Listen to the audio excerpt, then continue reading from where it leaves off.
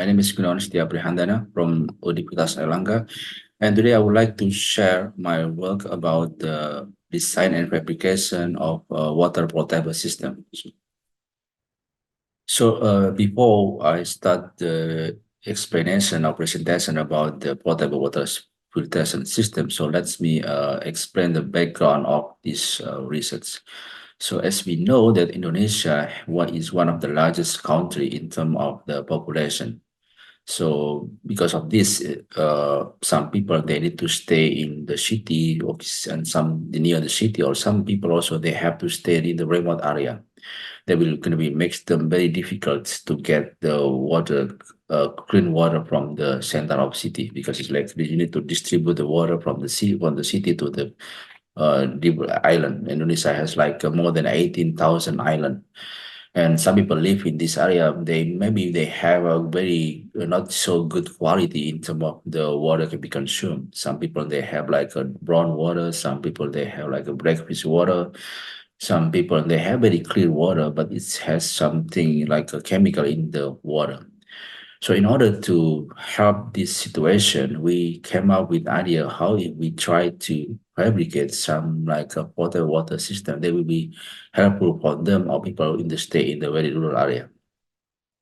So the water problem in Indonesia, it's caused a lot of problems. So they lost like a 4.6 billion US dollar per year, because they need to spend a lot of money for the health costs and also for the clean water supply and also for the water treatment. It's not quite it's quite expensive.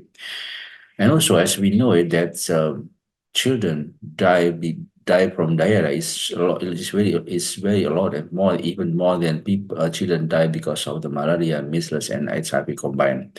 And in some area, it's going to be very difficult to get water during the dry season. As you can see in the picture, some people are queue for the water supply from the government. Even though sometimes this water maybe is not so good, but not good enough, below the standard, but they don't have choice. They still have to use them.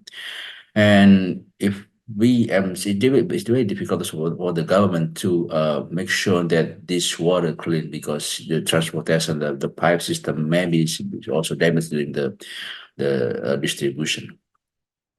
And and also, actually, some people in Indonesia they already come up with some very traditional method or very chemical method to clean the water that they're using daily. Uh, Most of the people they are still using boiling method to clean the water or to disinfect the water from the microorganism. So it's very popular in Indonesia. So what you need to do is just put on the fire and then just boil the water, and then just after that you just leave it the water for a few minutes to get it cool, and then you can consume the water. The only problem with this boiling method is that you need to, if you have the water, it's already clear, it's no problem. But when you have the water with some particle inside the water, or maybe you have like already have some chemical pollutant in the water or heavy metal, it cannot be just directly removed by just boiling it.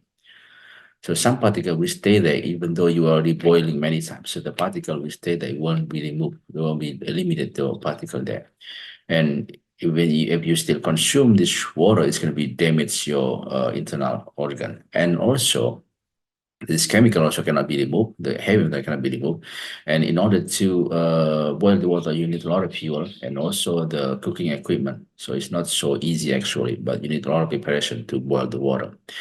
And the second one is maybe quite cheaper compared to the boiling water. So you don't need energy, you don't need cooking equipment, you don't need fuel, you don't need some preparation. What you have to do is just buy some chemicals such as chlorine. Chlorine is very popular to be used for the purify the water. Some people also use chlorine to purify the water from the poultry place, and then this chlorine is quite cheaper compared to the boiling. So it's because what you had to buy the chlorine, and it came out with in powder or it's in tablet size. It's very lightweight and also low cost and easy to use, because you just put the one a few you just put the chlorine into the water that you want to clean, and then leave it for a few hours, and then after that you can consume that water.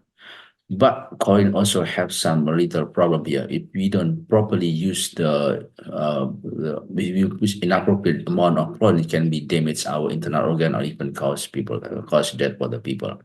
So none of these methods actually have a good method in disinfect the water.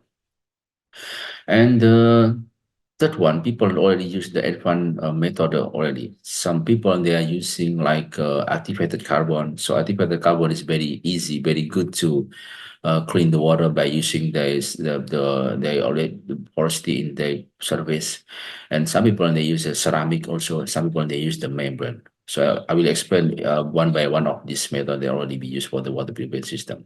So this system actually they are using the physical method system with inspiration the particle from the water. They use like based on their porous size.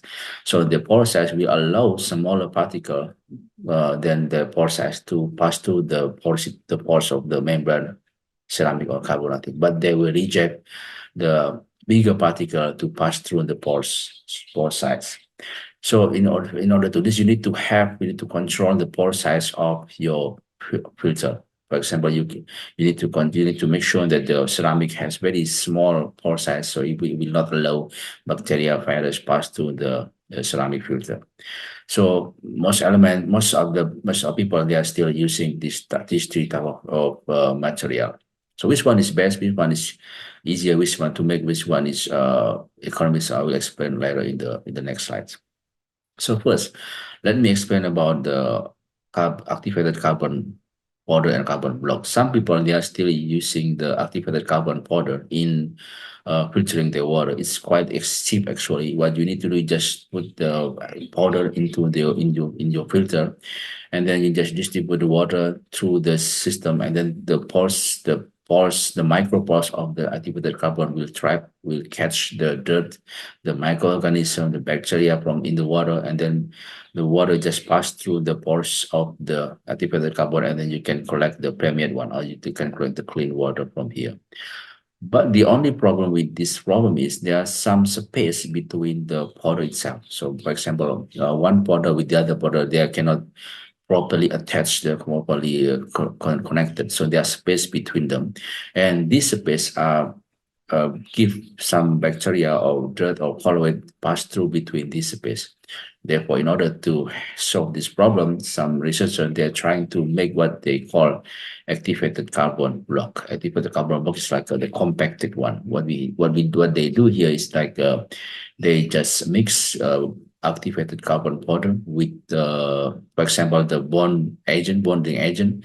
Some people use like a polymeric bonding agent, and then they mix properly. Once they already properly mix, they use like a compaction machine, very small one, and then they use the mold. This mold is can be designed, you can be fabricated, so it depend on the size or on the shape of you want in this on this mold. If you want to make a tube size, you can just make the mold in tube size or tube shape. And then once you have this tube, and then you can have like, and then you can just put this carbon this into the furnace, then leave it for like 1 hour into the furnace at 100 centigrades. And then after 1 hour, you can have like one nice activated carbon just like this. So the improvement that's offered by this antibiotic which is that there is no longer space between the powder itself. So the space is already uh, filled with the bonding agent. In this case, the bonding agent is from the membrane. So bonding agent is not only creating bonding between the in between the particular carbon powder, but also creating some like aspiration media. So the dirt, the bacteria cannot pass through this bonding. So even if they don't have the bonding agent, you can see here there is some like a gap between the border. So the enough amount of the bonding agent will give the better result in having the bonding agent between the particular carbon disc. And then the second one is ceramic water filter. Ceramic water filter is also popular to be used in Indonesia, household Indonesia, because it's quite easy. What you need is you need to prepare two buckets here. It's very cheap. The bucket you can buy in Indonesia, and then the first bucket is for the for the dirty water, and then between the first and the second bucket, you can add it like a ceramic filter, and then inside the ceramic filter you can add like I think for the cardboard border or cardboard blocks, and then the second bucket is for collecting the permeate water coming through the ceramic filter. So it's quite easy. And then when without using electricity, without using pump pressure or something, we just using the gravity, and then the water will permeate through the porosity of the ceramic and then pass through the ceramic, and then you can collect the permeate here, and then you can consume the clean water from the ceramic here. So it's not expensive, a very simple system, and it can be used to remove the bacteria, or you can by use by adding some activated carbon. You can improve the quality of the filter, and the production is quite high, 14 until 17 gallon per day. Just by gravity is enough for the for people in one household.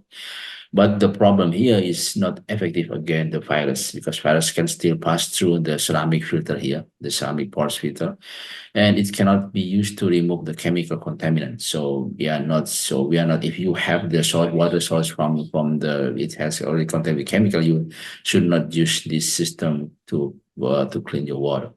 So in order to improve this water filtration system, some researchers they are coming up with another method about combining the method. So they combine the activated carbon, they use the activated carbon, ceramic filter, and also they in the final filtration they use the membrane, because the membrane is very effective in removing any kind of material that you want to remove. So if we can control the porosity of the membrane, we can control the surface of the membrane, so it become much more permeable. It's have a lot more. It has a longer lifetime, and you can play with the porosity of the membrane. So even membrane can be used to remove the chemical contaminant or heavy metal from the water.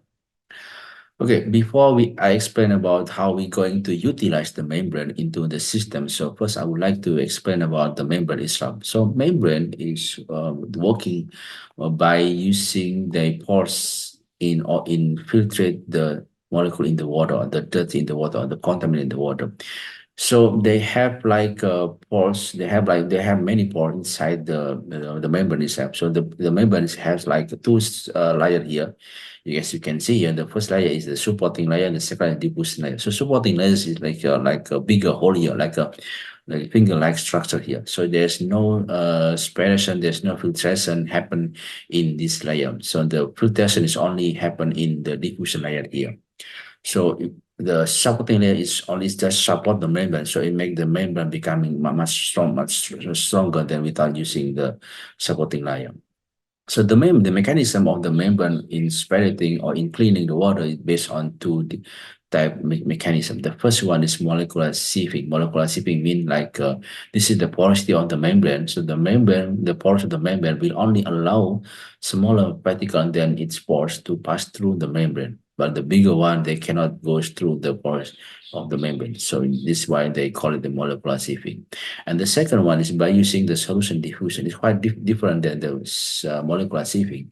There's no pores here. So the diffusion mechanism is by interaction between the molecule in the water or the molecule in the gas and with the membrane itself. So the membrane will like they have some interaction, but they will allow some type of molecule and they reject some type of molecule pass through the membrane. So how do we calculate whether the membrane is good or bad, or maybe best membrane, or maybe the optimal membrane? So the membrane will be evaluated, the membrane will be evaluated by its permeability and selectivity. The more selectivity of the membrane is the best, is the better of the membrane. The more selective membrane is the better of the better membrane. So they are trying to get is membrane with the higher permeability and also higher selectivity. So this means that we allow more water, much water, and then but while we're allowing some water, and then we reject some particle that they don't want to have in the final permission. And then how do we make the membrane? So there are many methods that can be used to make the membrane. So let me explain about the simple one, but the traditional one in making the membrane. So we used to call they used to call like it's not like the phase inversion method. It's very simple method actually. It's very traditional one.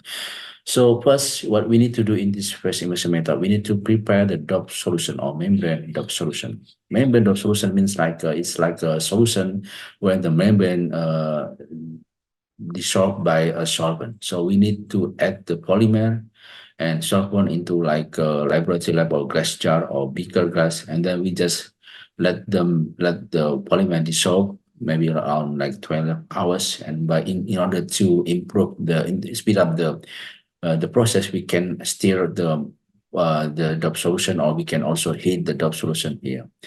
So in all, sometimes people need to improve the performance of the membrane. Sometimes people need to adjust the membrane morphology, and they want to have this kind of membrane, that kind of membrane.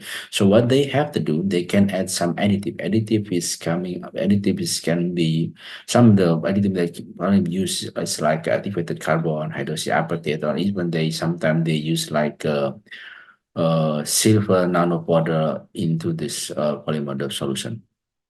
So once they have this polymer dop solution, we can pour this polymer, we can catch the membrane by pouring this solution into glass slide. And then we can use like a film applicator to to slide to catch the membrane and to make sure that the membrane has a uniform thickness. Once we have it, the uniform thickness, wet and uniform thickness of the membrane, we just immerse this into the coagulation bath. Sometimes we use the water for the coagulation bath. But some physicians, they try to improve the performance by changing the composition of coagulation bath, by changing the temperature of coagulation bath.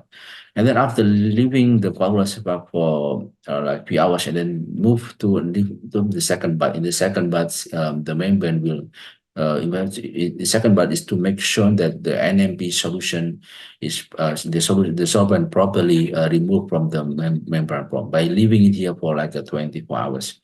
And then after 24 hours, we have like this kind of flat sheet membrane, what we call it the polymeric membrane. So it's very easy to fabricate compared to we are using like a ceramic material for the membrane.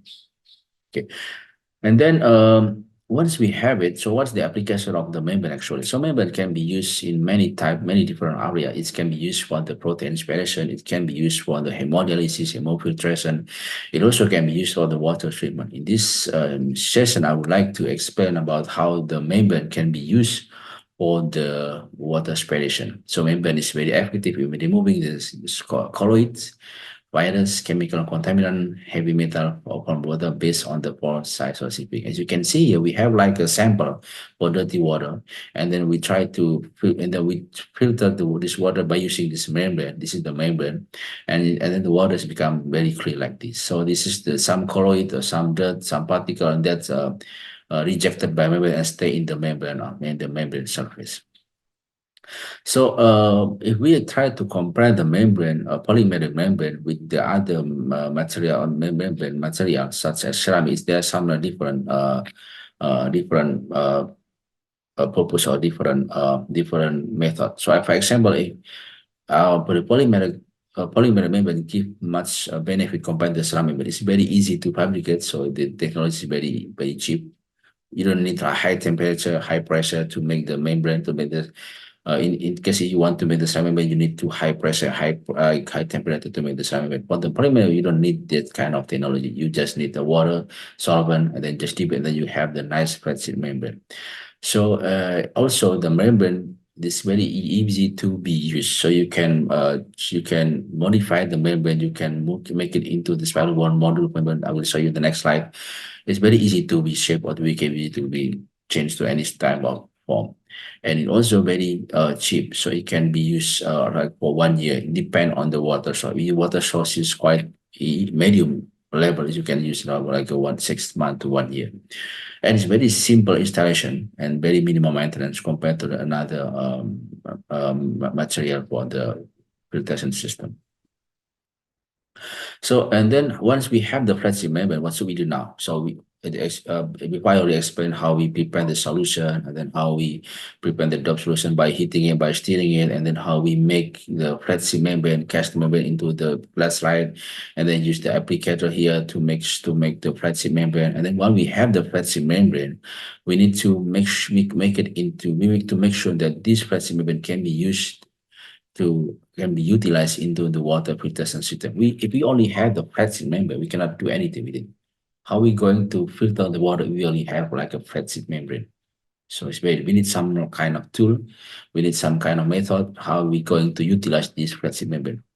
In the membrane application, there's very common that they call it like a spiral wall module. Spiral wall module is like this module we call it. So the spiral module is consisted of many layer of the membrane and also like the spacer. So what we have to do here, we just try to roll the membrane into like winding the membrane, and then we have this kind of shape here. Why we use this spiral model? Because it can accommodate like a large area of the membrane. So the larger area of the membrane is going to be give you the much permeability, so also much injection compared to very small area. If you only have one flat sheet here, it's very difficult to use because it's very small area flat sheet.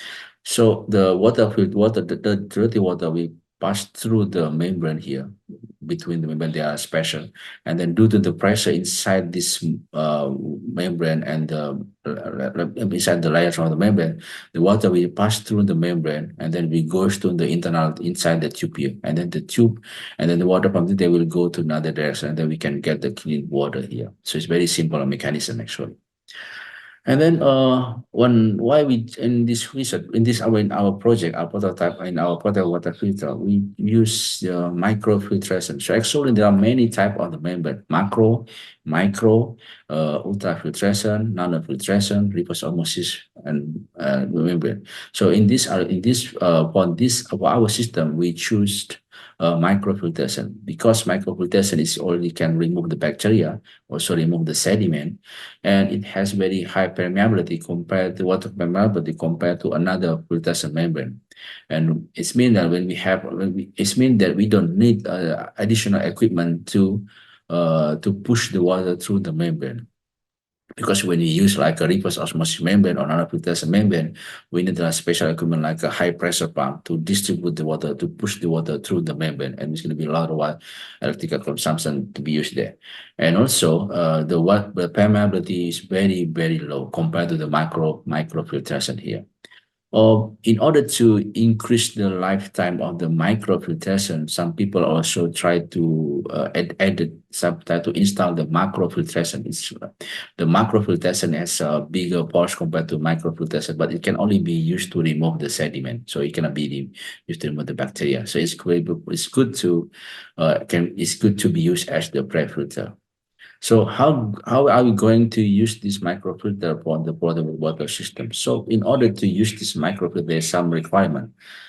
First, the source water should be fresh water, not salty or brackish water. If you want to filter the salty or brackish water, you need at least reverse osmosis membrane.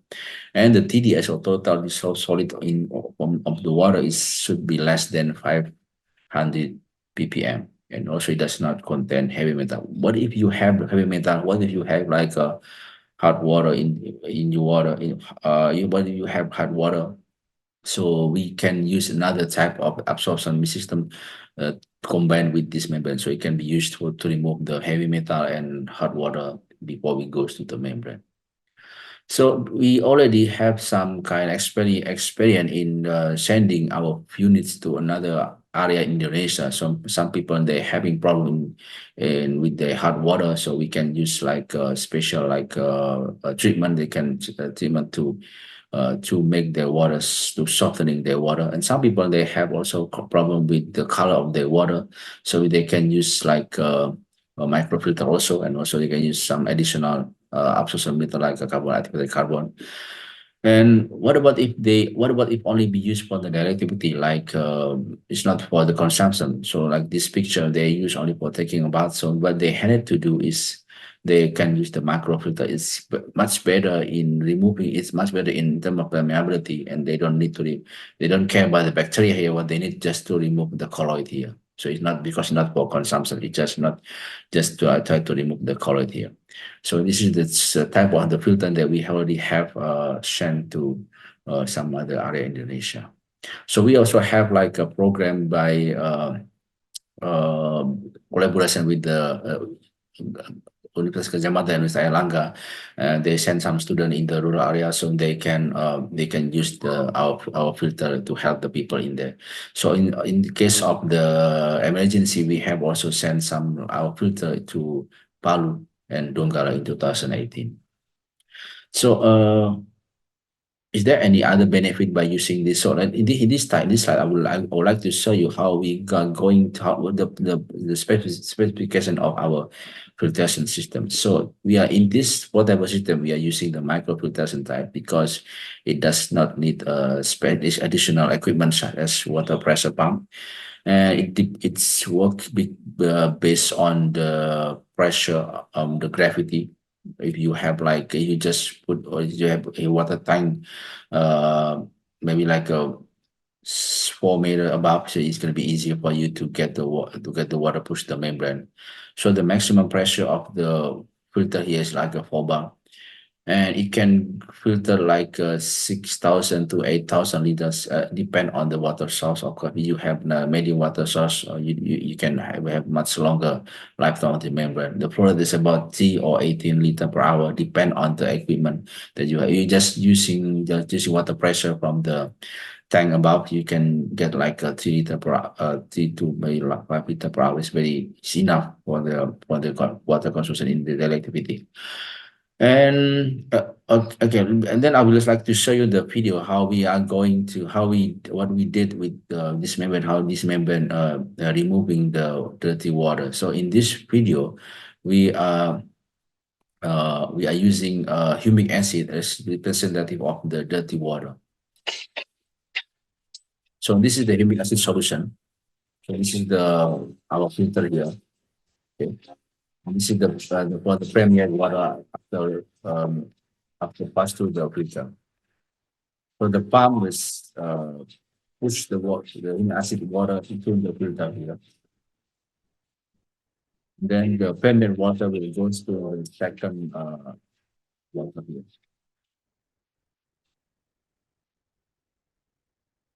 As you can see here, the water coming out from the filter is clean. You know that the soft water is very dirty, very bad. This can be used to remove the humic acid in the water. Okay. So maybe some people were asking like Indonesia is very common people, they have like a water dispenser in their house. Again, and then how we are going to use or utilize this water filter in the water dispenser. So in water dispenser, you can, if you have the water dispenser, so you can buy the water refill, or you can just order the water bottles from water gallon from the company. So the refill one is quite cheaper compared to the company. So what you can either you can buy from the refill or you can buy this. So it depends. If you want to if you want to have the cheaper price, you can use the refill one. So the problem with this system is that yes, from the company is quite expensive, and at the time, I mean, if you're running out of the water, you call the people who used to deliver the water. It will take a few hours or few hours, depend on the availability, and something they don't have the stock, so it's gonna be takes time for you to get the water in case of you need the water as soon as possible. Okay, and then the environmental impact. The problem is that this water refill was taken from another area. Normally they are taking the water from from the mountain, so that's like we are so from the mountain the clean water. So because if they use the water with clean water, they don't need like special treatment to make the water can be for the use. The problem with this is when they take this water from some area, that area will running out of water because so many people will coming and will go there and take the water and then deliver into another area. So that should be the environmental problem. Also, when you buy it from the company also they are taking the water. I don't think because taking the water from other area also, because if they try to use the available water and they treat the water and then they until the water can be consumed, it's gonna be takes a lot of money, a lot of effort, a lot of equipment to treat the water. So it's going to be difficult. If they do this, and then the price will be much more expensive. So there's the problem is here in the UK, there will be problem like money, time, and environmental impact. So some people they also need water, cleaner water. So they are not satisfied with the water this, and then they want to very pure water. So they buy RO system water. This RO system is quite good because they can properly they can purify the water. So the water will just like the water without any mineral. So but this one is quite expensive. And sometimes our body need not just a water, need some mineral also in the water. If you just keep consuming this, is not good for your body. So our system, our product is our product also can be used in this water dispenser. So if we are using this product, we don't have to buy the water gallon anymore. We are displacing water gallon with our filter here. So you don't have to worry about the time, the money, just buy once and then for like 1 year you can use the filter. You don't have to worry again and you don't have to worry about what the environmental effects because this filter use the water in your area. You don't have to get the water from another area. Okay. And very simple installation. We have small collaboration with some electrical company in Indonesia, and then they are agreed to to install our system in their water dispenser. So the water is just coming through the system to the water filter, and then the water filter will goes to the tank inside this water dispenser, and then you can get the water here. It's very simple method. You don't need to buy gallon anymore. So by using this, you can forget about buying the water gallon anymore. So okay, that's one of the advantage of this filter. The other one is it can also be used for the emergency purpose. If there's like an emergency, for example, like an earthquake or tsunami, it's very difficult to get the clean water. You can just bring this, you can just go there, and then you can just put the dirty water in the jerry can, and then just put it again in like a higher area, and then let you can let the water through the filter, and then you can collect the clean water here. So it's quite simple. So it can be used in anywhere. So it's very portable. Okay. So before I close my presentation today, I would like to share one of what we have been doing here since 2017, and we start this project by making the membrane, and we also making the spot prototype, and also this filter also can be used for like a small cafe that they need to clean the water, so they can probably use this filter. Itu ya.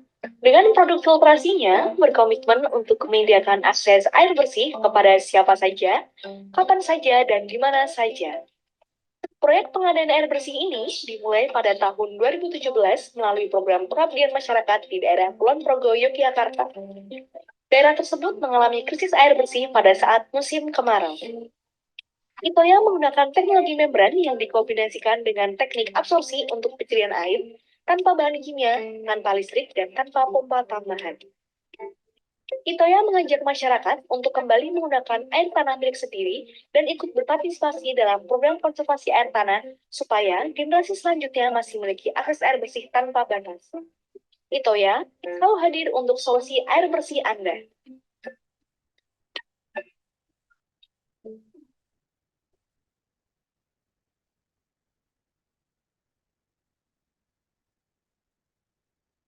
Okay, thank you very much for your attention. That will be my presentation today. Thank you.